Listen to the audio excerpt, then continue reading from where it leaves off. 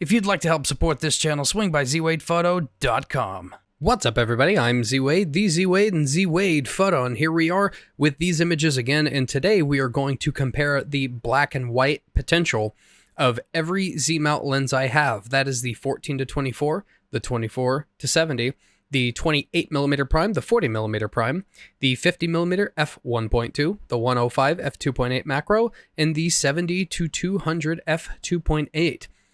I already know what my favorite is, but I've never looked at these side by side like this.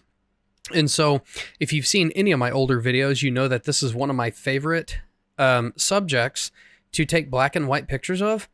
And I don't know why it's such a good test subject for black and white potential, but it is. And so I really like the black and white images that come off of this simple subject of this bicycle, you know, this part of the bicycle right here. And so let's look at the 14-24, and actually the tonal range is not going to change. And so we're going to do this closer up to this so we can get a better look. And we're going to do our edit, and we are going to just apply the settings to all of the images. So let's crush some blacks. Let's give it some of this. I'm actually gonna just do barely any texture. We're gonna give it some dehaze. That helps crush the blacks a little bit. Give that, we're gonna kill some highlights. Let's just barely mess with the white, and let's give it lots of contrast. And so this doesn't appear to have a ton of a tonal range. Actually, I just want to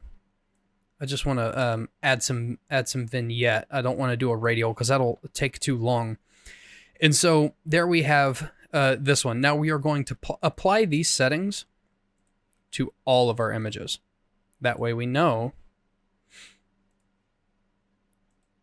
that everything is going to be set the same. If you watch the previous videos in this little series, then you'll know that all of these were shot at dead center, like perfect exposure on the exposure meter, which I don't often shoot perfect exposure. In some cases, I like to underexpose a little bit. But for the sake of doing a real test, this is what we're doing. You know what? We're just going to go ahead and do that. Very contrasty.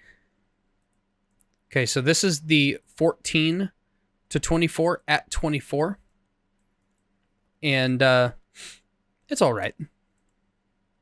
Let's look at the 28. The 28 is just a little bit better, a little bit more moodiness, and it's black and white. You can see we just have more midtones in here. You may have a hard time seeing this. Some people can't see these things. I, for one, am a micro contrast person because I can legitimately see a difference in these things, in these different tones and stuff.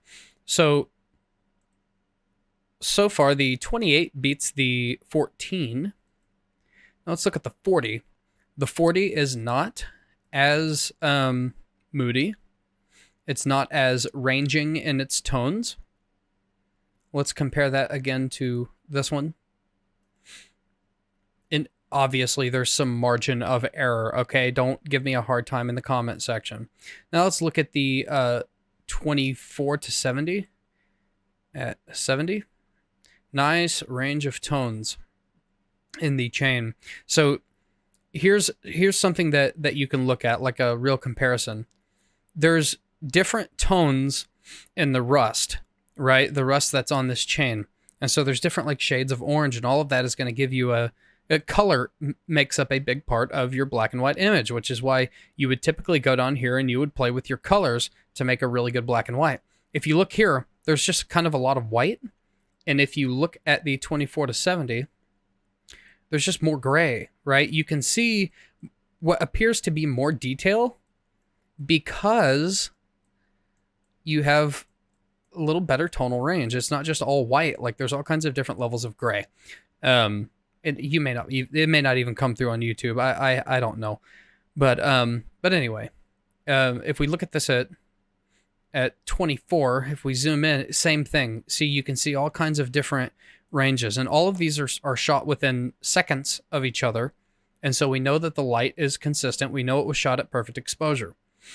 And so to me, this is a good enough test. Now, you can go through here and you can do adjustments to kind of make up for that a little bit, but we're just going raw here.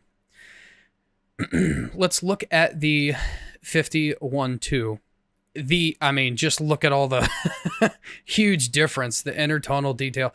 Look, oh my God, it's such a, this is one of Nikon's best black and white lenses. So let's look at this, okay? Now we determined that this was better than the 40. You see how this just looks like a lot of white in here? White and light gray. Now we look at the 24-70 and we have more than just white. Okay, we have a lot of different grays. Now if we look at the 50, let it render. It's just, oh my God, it's so good. It's so good. All kinds of detail. And, you know, the sharpness is, it does play a little bit of part on, like, obviously, like, the detail, but, like, not the tones. And the 24-70 is incredibly sharp. So is the 50. This is just, to me, I can see a huge difference. Now let's look at the 105. This is an overall just, I mean, this actually might be even better than the 51.2.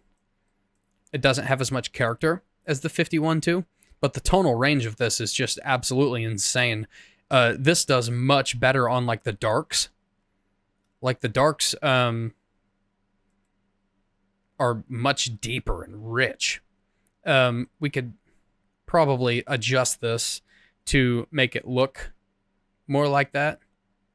Man, the 105 is stealing the show here on the tonal range.